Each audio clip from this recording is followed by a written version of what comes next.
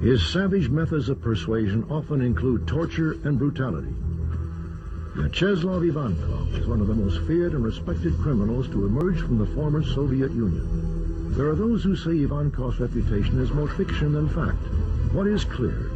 Vyacheslav Ivankov fled Russia and came to the United States with an agenda.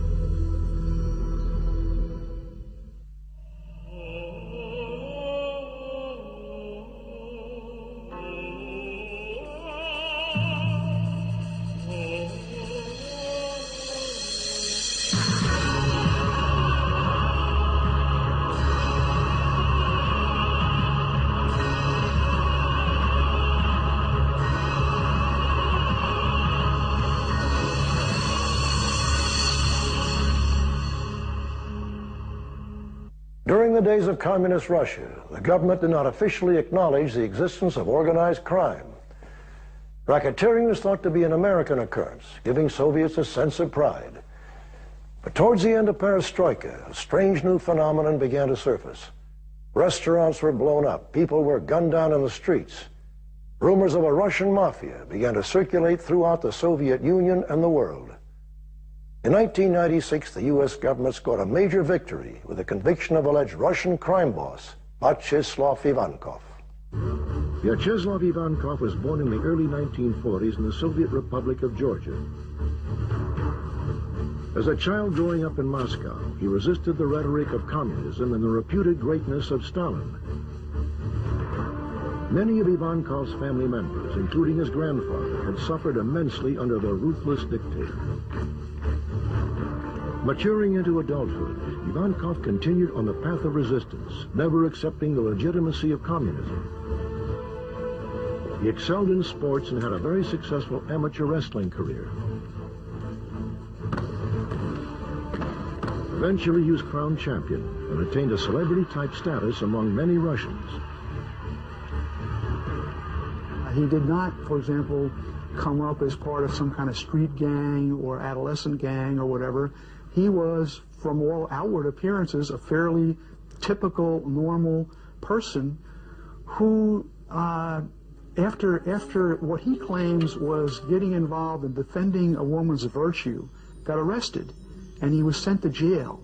And it was then that he began to make contacts with fellow inmates in the jail, and this began to develop his sense of the possibilities in criminal activity.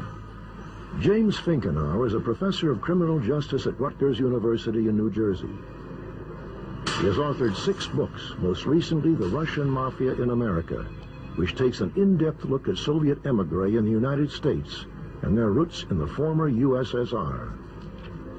Vyacheslav Ivankov's nickname is Yaponchik. Yaponchik in Russian means little Japanese.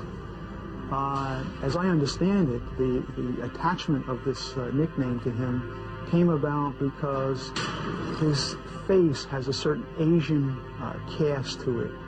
Upon his release from prison, Ivankov began his life of crime, capitalizing upon the Soviet Union's thriving black market economy. In the 1970s, a black market emerged, and this was partly because the money supply was increasingly getting out of the control of the authorities in Moscow. They were providing too much money, and this money fueled a demand within the public for more consumer goods. Demands which couldn't be satisfied by the increasingly inefficient Soviet production system. Yaponchik began to rise in the Soviet criminal world and was reportedly involved in schemes of extortion, racketeering, and drug trafficking. He eventually formed a gang in Moscow called Solntsevskaya. One of their scams was impersonating Soviet police officers and burglarizing the homes of wealthy Russians. People would have reported burglaries or whatever. They were going in to investigate these burglaries, and then they would steal stuff out of the home. They saw this, this role playing as police officers as being an avenue to get into, commit criminal activity. He was seen by his fellow professional criminals as a tough guy, as a smart guy, as the kind of guy, stand-up guy, if you will, the kind of guy that if you're forming criminal groups, this is the kind of guy you want. The kind of guy who doesn't back down, the kind of guy who can impose his will on others both physically and mentally, and he's this kind of guy. In 1981, Ivankov was arrested and convicted for robbery, drug trafficking, possession of firearms, and forgery. He was sentenced to serve 14 years in one of the Soviet Union's toughest Siberian prisons. While in prison, Ivankov's stature and reputation continued to grow. He was a hardened criminal who stood up to communists and fought to reform the Soviet prison system. Admired by other prison inmates, Yaponchik was elected to the status of Vor v Zakonie, or thief-in-law, a position held by an elite few professional criminals who are powerful, charismatic, persuasive leaders. These are professional criminals who reject any relationship or involvement with what they consider to be the establishment. They refuse to cooperate with the authorities in any way. They refuse to work. They refuse to participate in education. They just simply reject all formal status quo, initiatives, and they adopt a life of crime, reject their family, family ties, all those kinds of things. Jim Moody is a former Deputy Assistant Director of the FBI Criminal Investigative Division. He spent nearly 30 years fighting organized crime and is believed to be the first FBI agent to officially visit the Soviet Union. Yaponchik was a thief-in-law. He went through the coronation ceremony. He had been serving a prison sentence in a Soviet prison for torturing and extorting individuals out of their money. So he was a great extortionist, and it was in Russia. That's what we convicted for last time. Like his predecessors, Ivankov conducted business from prison. Reportedly, he fought for a more aggressive participation in drug trafficking and advocated a war against the Chechens and other gangs in order to break their drug monopoly. While Yaponchik was serving his time in prison, the Soviet Union was undergoing massive progressive reforms by its newly elected leader, Mikhail Gorbachev. Gorbachev's reforms in the 1980s were an absolute prescription of how to make an organized crime problem. I mean, the first thing he did the month he came into office was institute prohibition. And that allowed organized criminals to acquire 10% of the national revenues each year.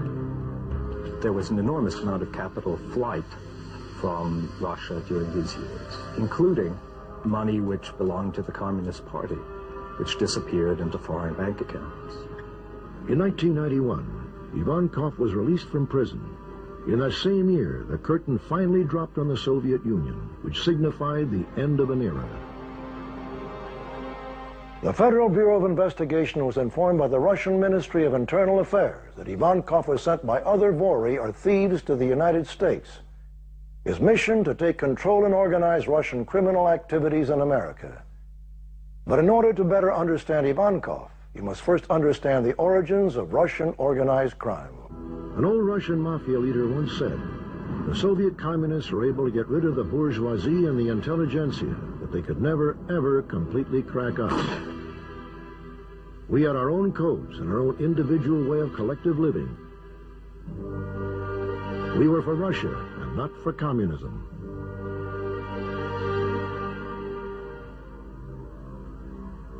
By the turn of the 20th century, Russia's borders extended from Afghanistan to China, with extensive territory along the Pacific coast.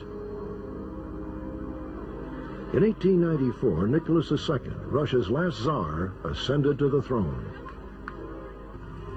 There has always been a great divide between the haves and the have-nots in Russia. After the Russo-Japanese War, Nicholas II was forced to make concessions to reformers, including the creation of an elected legislature called the Duma. With the industrialization of many Western cities, Russian workers began to organize into local political organizations, or Soviets, united under the Social Democratic Party. In 1912, the Social Democratic Party divided into two separate parties. The radical Bolsheviks led by Vladimir Lenin, and the more moderate Mensheviks. Russian organized crime was always, from the beginning of this century, very closely tied with the government. Veteran foreign correspondent Stephen Handelman spent 6 years in Moscow as a bureau chief of the Toronto Star. He is the author of Comrade Criminal, which takes a comprehensive look into post-Soviet organized crime.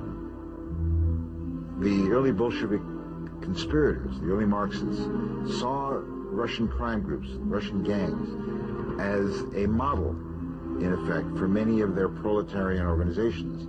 One of the reasons was because of their very close hierarchical paramilitary structure. They were almost impenetrable to outsiders. They were very small groups, small cells, who were very effective in what they did. We know that both Lenin and Stalin saw value in using the early crime groups, early criminal societies, as a way of furthering their own cause. The Russian Revolution came about for one important reason, and that was the impact of the First World War, which led to enormous human and physical losses, which disorganized the political system, and which weakened the Tsar. Although the Bolsheviks had great support in Moscow and St. Petersburg, they were by no means in control of the country, which collapsed into civil war. Many of the early Russian crime groups began fighting against the early Bolsheviks, and they began operating in all parts of the country, harassing communist officials. After the death of Lenin in 1924, Joseph Stalin became dictator of the newly formed Union of Soviet Socialist Republics, or USSR. A decade and a half later, Vyacheslav Ivankov was born under Stalin's ironclad rule. Young Ivankov would suffer great family losses due to the strict totalitarian policies of Eastern Europe's most feared ruler. Today, you find some of the older veteran gangster leaders calling themselves the early dissidents. They were the real dissidents in the Soviet state because they actually felt that the communist system was anti-Russian, anti-God, just about everything they believed in. And they saw themselves as the real carriers of the Russian tradition. They themselves called the Vorovskoy Mir, which is the thieves' world. And it was a world of very small, tightly organized criminal groups which were brought together by a very strict and hierarchical code. The leaders of these groups, who were called thieves in law, which meant really thieves within their own law, they were called vori.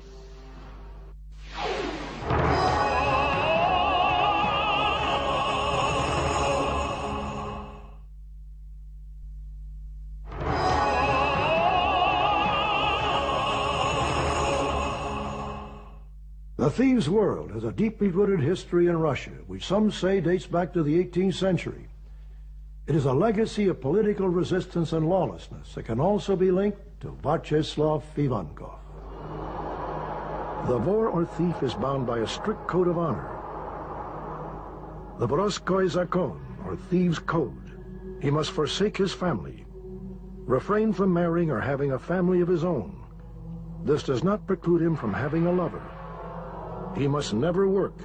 He must survive by criminal activities alone, help other thieves, and recruit and train young beginners in the trade.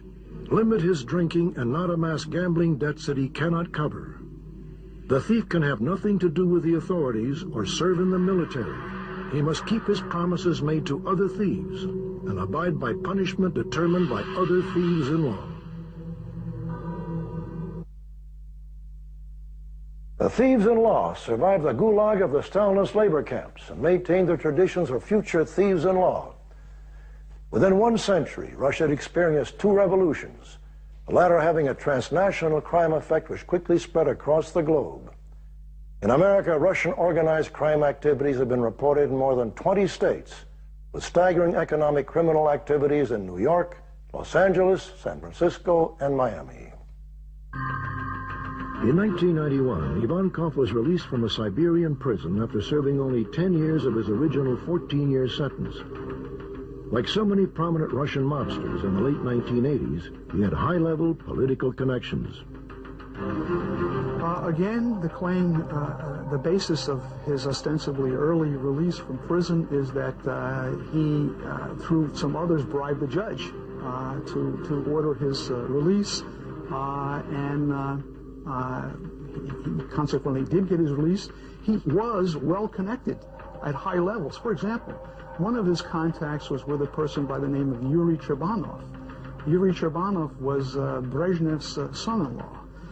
Chebanov himself ultimately went to prison for being involved in various kinds of frauds and schemes in Uzbekistan. But it shows you that Ivankov is not a nobody, that Ivankov, because nobodies were associated with people like the son-in-law of the head of the Soviet Union.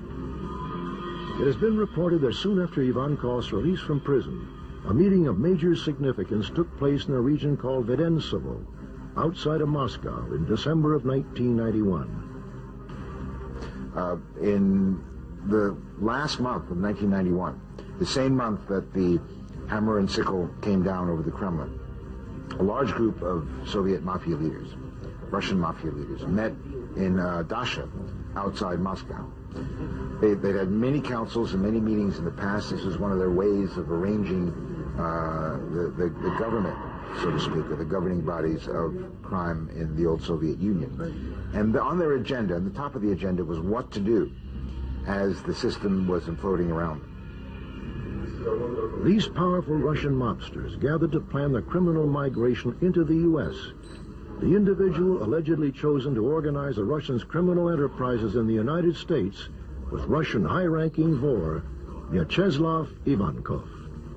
So in this meeting and over a series of other meetings in 1992, the early part of 1992, they began working out how to develop a new structure. But with this structure came conflicting interests for the first time among the various groups.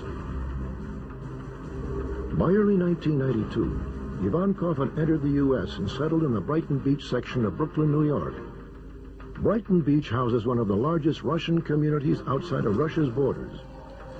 Sometimes referred to as Little Russia or Little Odessa, it is frequently cited by the New York press as the hub of Soviet emigre organized crime. In the early part of the 80s, Brighton Beach in Brooklyn became a focal point for Russian immigration.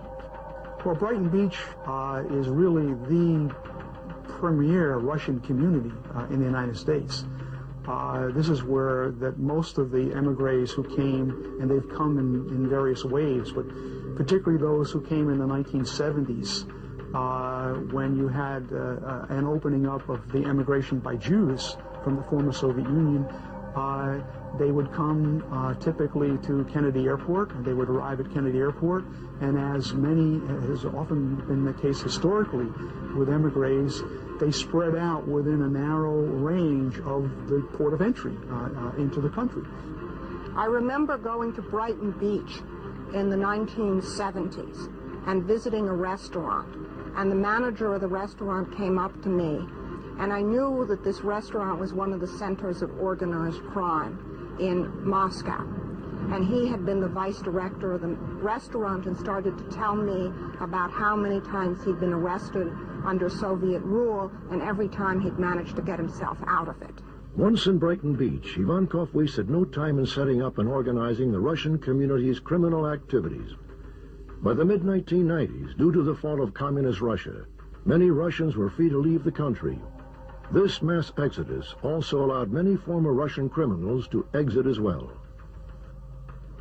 Late mid-1970s to late 1970s, early 80s, there were about 200,000 Russian immigrants that came to the United States. About 2,000 of those were hardcore criminals. However, by the mid-1990s, when the Russian communist system broke down and it was free and open for anybody to leave the system, you began to see the formal classical Russian crime groups leaving, sometimes on assignment from the godfathers in Russia, to settle in the U.S. and to begin to invest money and get involved in criminal activities. And they often shouldered aside these small-time gangsters who began in Brighton Beach and took over more and more and more of their operations. To gain entry into the United States, Ivankov claimed he was a film director on his visa. Ivankov was probably at that time one of the larger members of Russian organized crime that was operating in the United States. He had capabilities of having support with other members of organized crime in the Russian area, and he was able to infiltrate the ethnic communities in the United States, the Russian ethnic communities, because of his notoriety and his reputation in Russia. Russian organized crime members came to the U.S. with more than just a plan of how they were going to make money. They were also armed with years of experience in manipulating bureaucratic red tape. These Russian criminals had a wealth of knowledge in forgery, counterfeiting, and fraud. Richard Ward is the executive director of the College of Criminal Justice at Sam Houston University in Huntsville, Texas. The Russian Mafia is an extremely problematic group for law enforcement, and what makes them different is that here you're talking about some extremely bright individuals who are experts at carrying out a whole range of activities that are illegal. Everything from illegal immigration to insurance fraud, to crimes within Russia, to a growing involvement here in the United States. Russian organized crime in the United States is very violent. All organized crime is violent. There's just different elements of sophistication. Like the American La Cosa Nostra, one time we had 5 La Cosa Nostra members that cooperated with us and started telling us about murders. And they told us about over 230 murders, but we only had about 3 or 4 bodies. Most people just disappeared. The Russians are different in that they kill people and they're not as sophisticated about it, but they also do a lot of torturing of people before they kill them.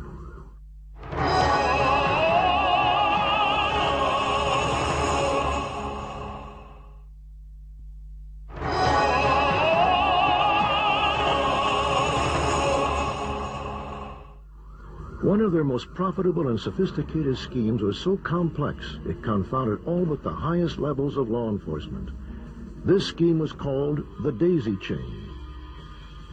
Russian criminals perpetrated this fraud by first creating a fictitious company which would purchase fuel from the state of New Jersey and transport it across state lines into New York. There, the fuel was shipped to a second fictitious company, which was set up to forge tax documents sent to a third fictitious company. This third company would then distribute the fuel to the public and then collect the federal and state taxes. These taxes were pocketed by the criminals. By the time the government attempted to collect the taxes, the companies had vanished without a paper trail. The daisy chains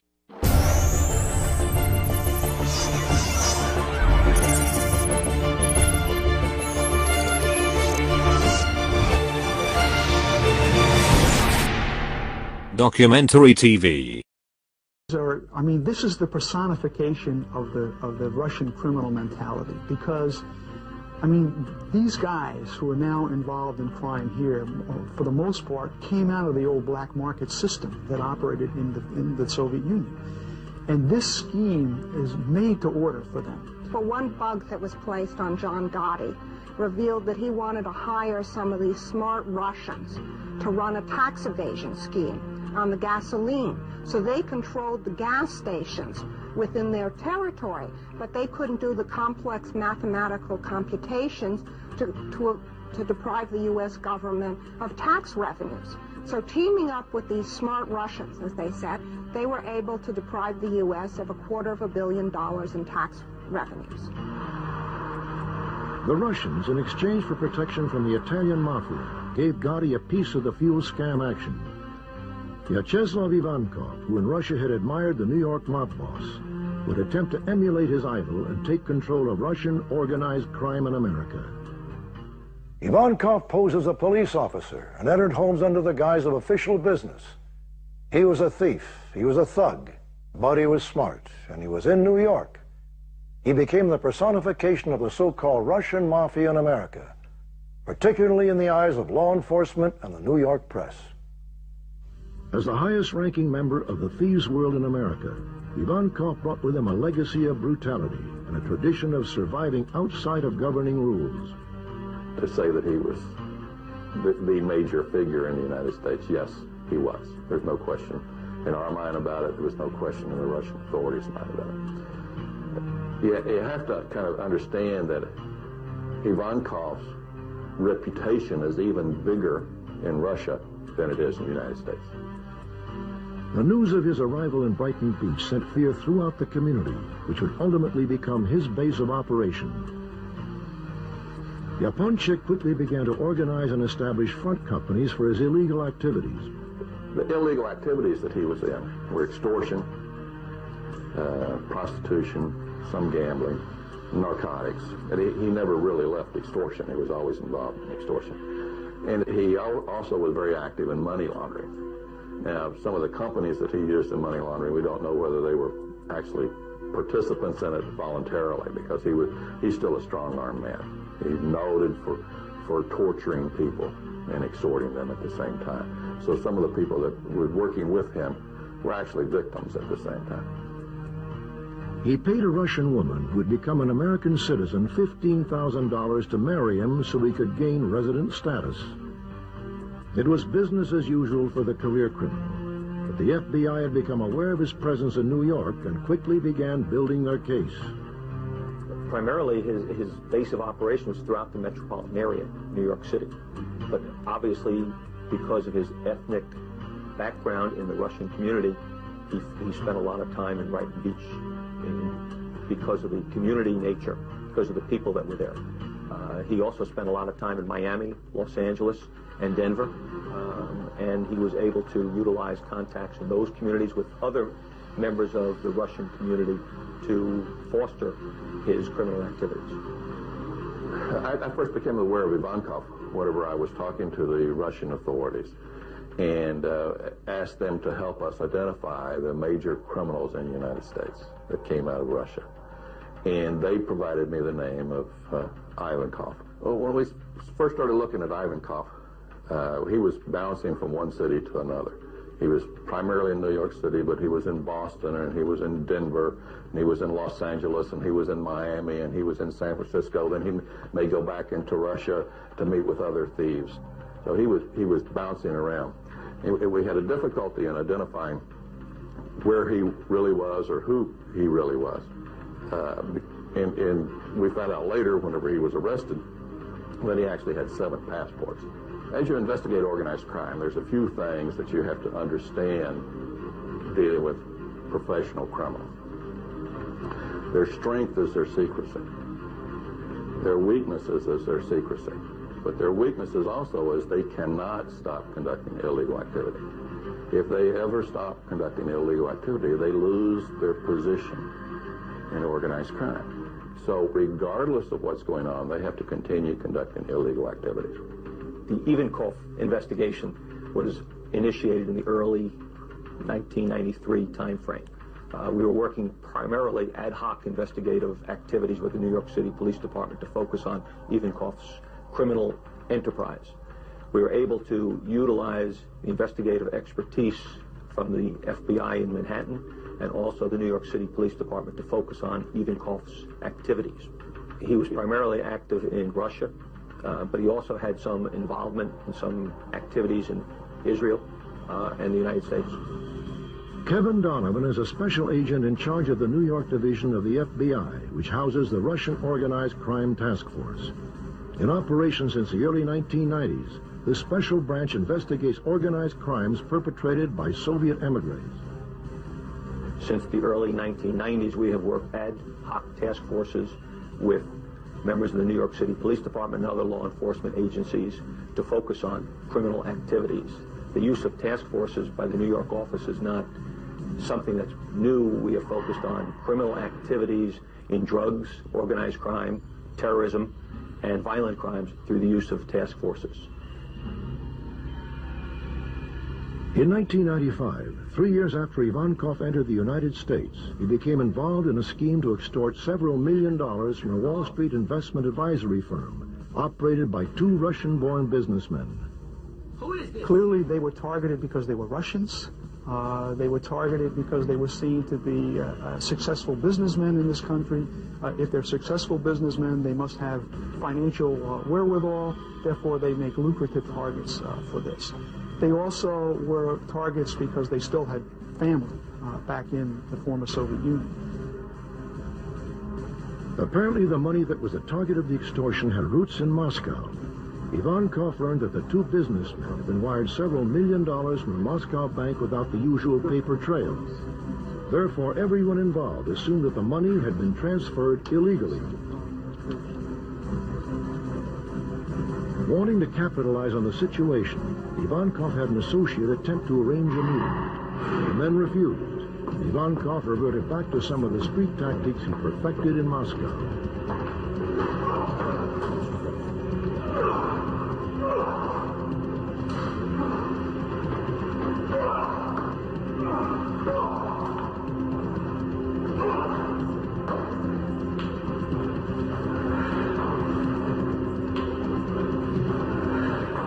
The father of one of the businessmen was beaten to death on a Moscow subway station platform.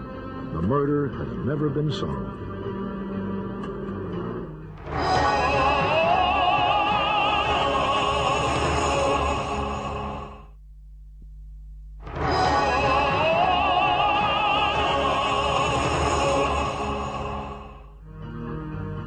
It became brutally apparent that there was no way of escaping Ivankov and his associates.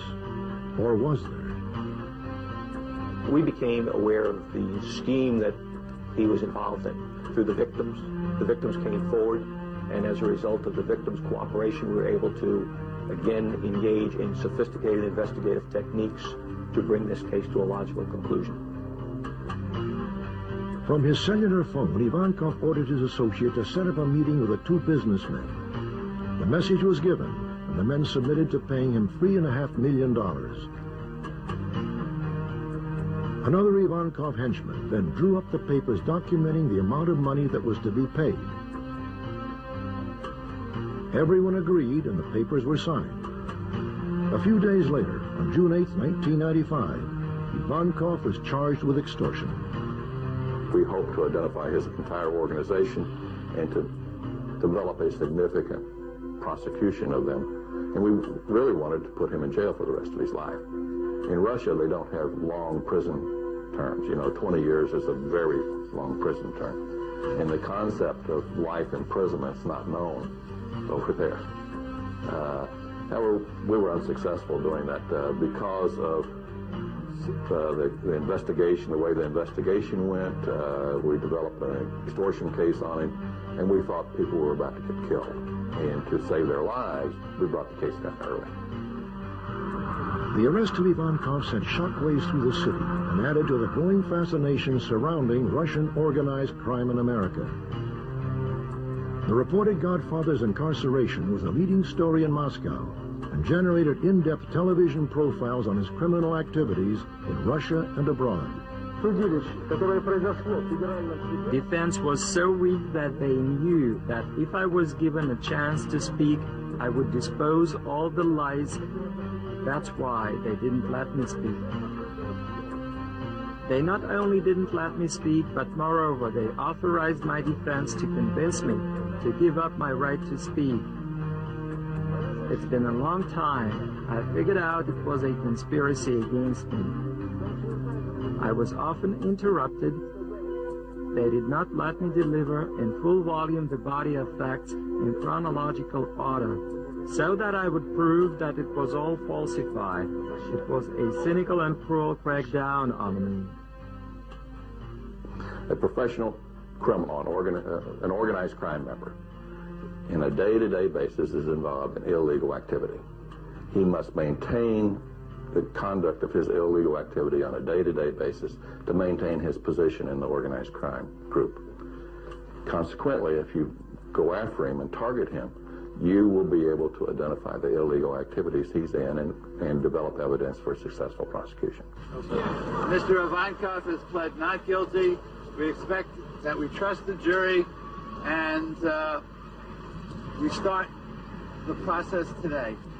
Ivankov's case is a major case because it demonstrated the ease with which members of Russian organized crime families have been able to infiltrate the U.S. communities. We were able to focus on his criminal activities through the cooperative efforts of members of the community, other law enforcement entities throughout the United States and throughout the world. We specifically were able to develop cooperation in this investigation with members of the MVD, the Royal Canadian Mounted Police, and other international entities that continue to allow us to track and focus on Ivankov's activities. Ivankov was sentenced for 10 years and is currently in the Allenwood prison in Pennsylvania. Vyacheslav Ivankov's arrest and 1996 conviction is viewed as a significant victory in the fight against Russian organized crime. Until that time, there had been no major arrests of any Russian crime figures. There have been a number of killings that had taken place in Brighton Beach or in the New York metropolitan area. Nobody had been arrested for these. There was more and more mystery that was developing. For example, some of these killings took place in public settings, in nightclubs, in full view of people, and yet no one saw anything. No one was willing to come forward and say anything about this. Ivankov was a Russian godfather, no question about it. And I think we were successful with his arrest, and with his conviction, and with his sentence, although it's not as much as we wanted. It sent a message back within the criminal community in Russia that you better watch out coming into the United States. The questions surrounding the scope of Ivankov's criminal activities in the United States may never be answered. But experts agree that with the demise of the Soviet Union and the formation of the independent states, Russian organized crime is a growing phenomenon. It's the most diversified form of organized crime activity one sees in the world today. The Colombians are concentrated in drugs. The Mexicans are concentrated in drugs. The Russian organized crime out of Russia and Ukraine has the greatest variety of illicit activity of any criminal groups in the world today. What I find doubly fascinating about Russia is that you have a phenomenon where you once had a classic crime world, where there's a classic underworld, which is basically located in the prison camps of Russia, who ran, for the most part, the black economy of the Soviet Union for 40 or 50 years, knew very well how to act as manipulators and wheelers and dealers in that system. They have, in effect, handed on their power and their influence and their methods to what is, in a sense, a new generation of Russian criminals who are, in Russian, called autoriteti, or authorities, who are much closer linked with the government itself. Many of them are former KGB, former army, former Communist Party apparatchiks, who are very well versed in the official world of operating in Russia.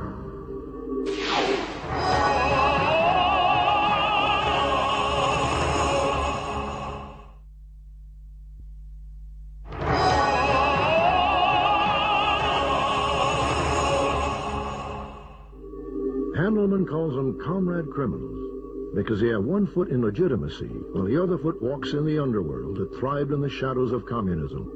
The Russians are particularly different than other mafia groups because they have a level of professionalism that really comes from their long record of being able to deal with a very difficult totalitarian system. They know how to get around it, they know how to get around the police, they know how to suborn and corrupt officialdom. And most of them are quite shrewd and intelligent businessmen. Part of the problem, as we've seen, is the laundering of Russian money into legitimate businesses and their criminal activity through legitimate businesses. What is especially pernicious for the former Soviet Union is that the money moves only out. In Italy, in Colombia, in Mexico, organized crime groups invest in the country, but they don't invest hardly anything in any of the countries of the former Soviet Union. So they're just parasites on their economy without returning any of the capital. A lot of business transactions are cleared in Russia in offshore banks, in Cyprus and in other offshore havens. The reason for this is quite simple, to avoid paying taxes. The Mafia does this, but also perfectly public businesses, private businesses do so. In part it's illegal, but there are ways of using offshore havens which are not illegal. The reason is just straightforward profit maximization. If you pay less tax, you have more profits to keep. And that's essentially why some islands in the Mediterranean have been making so much money at the expense of the Russian economy.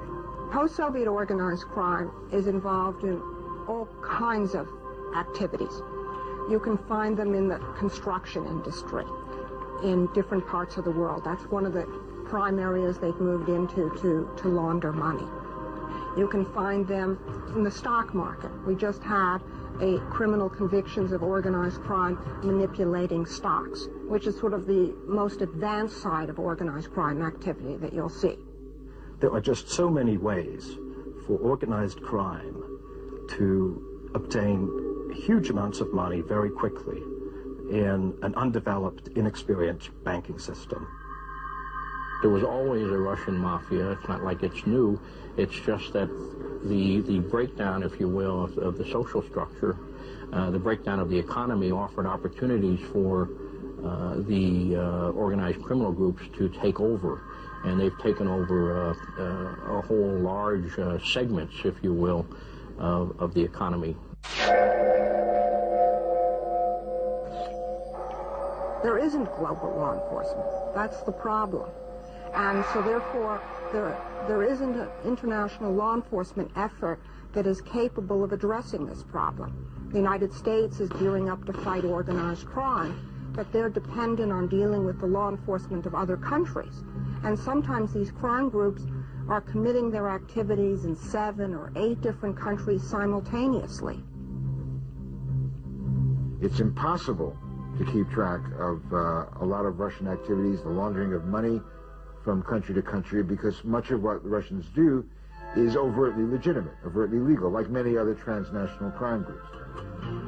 Lately, law enforcement in America has had some success, has been able to get into some of these groups, and they've been able to nab a couple of key leaders who've been operating in America. But it's still very much of an uphill battle. To this day, Ivankov proclaims his innocence and believes that his arrest and subsequent conviction was a result of a conspiracy concocted by the FBI and the Russian government. They would never treat in the same way a representative of any other nation. My right for the final word was taken away from me. I tried several times to say something. My defense said no to that. But I was not given the right to through the restrictions of trial regulations. They tried to play on the side of Russia's secret services. My defense, who were American, played on the side of Russian secret services. They said, "We are Americans. Help us with this trial, and next time we will help you with what you need." According to various law enforcement agencies, Vyacheslav Ivankov is just one of the many sharks swimming in an ocean of transnational crime.